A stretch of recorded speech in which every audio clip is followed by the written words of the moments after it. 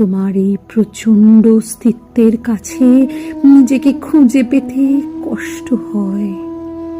আমার শক্তি, আমার বীরত্বের কীর্তি তোমার সামনে ম্লান হয়ে যায়। তার থেকে দূরত্বেই আমার নিষ্কৃতি, আমার শান্তি। দ্রৌপদী প্রস্তরীভূত হয়ে শুনছিলেন অর্জুনের কথা। ইচ্ছে হচ্ছিল আগুনের পাখির মতো তার নেমে আসা রক্তাম্বর আঁচলখানি উড়িয়ে ঝাঁপিয়ে পড়েন অর্জুনের বুকে। অলক্ত নখের আঘাতে বীরবক্ষ ছিন্ন ভিন্ন করে হৃৎপিণ্ডের কাছে গিয়ে খুঁজে দেখেন কোথায় তার বাস।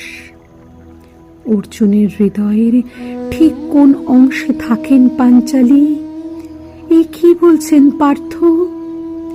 যে দ্রৌপদীর মহিমা, রূপের খ্যাতি, গুণের স্তব সমুদ্র হিমাচল জুড়ে মানুষের মুখে মুখে গান হয়ে গল্প হয়ে ফেরে, যাকে জয় করা সমস্ত জগতের স্বপ্ন, সেই দ্রৌপদীর এমন পরাজয়, তাও এক বালিকার কাছে।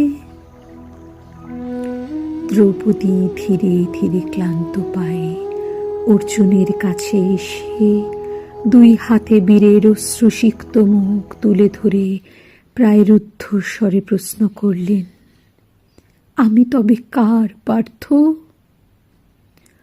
অর্জুন দ্রৌপদীর এই প্রশ্নের কোনো উত্তর খুঁজে পেলেন না। কিছুক্ষণ স্তব্ধ হয়ে বসে তারপর অপরাধীর মতো নতমস্তকে ফিরে গেলেন সুভদ্রার ঘরে। দ্রৌপদী বসে রইলেন একা, নিভে আসা জ্বলন্ত অঙ্গারের মতো। হঠাৎ সমস্ত রাগ, ক্ষোভ, দুঃখ, হতাশা ঠেলে এক তীব্র চিৎকার উঠে এলো তার অন্তর থেকে, আমি তবে কার, কার, আমি তবে কার? আবার সেই বাঁশির সুর, সেই কস্তুরী মৃগনাভির গন্ধ, কৃষ্ণা লুটিয়ে পড়া আঁচল বুকের কাছে টেনে অন্ধকারে মুখ ফেরালেন।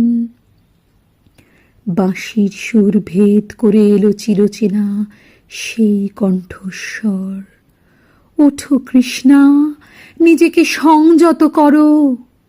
আয়নার সামনে দাঁড়িয়ে দেখো মহাকাব্যের সেই নায়িকাকে, যার হাত ধরে এক নতুন ইতিহাস রচনা করবেন মহাকাল।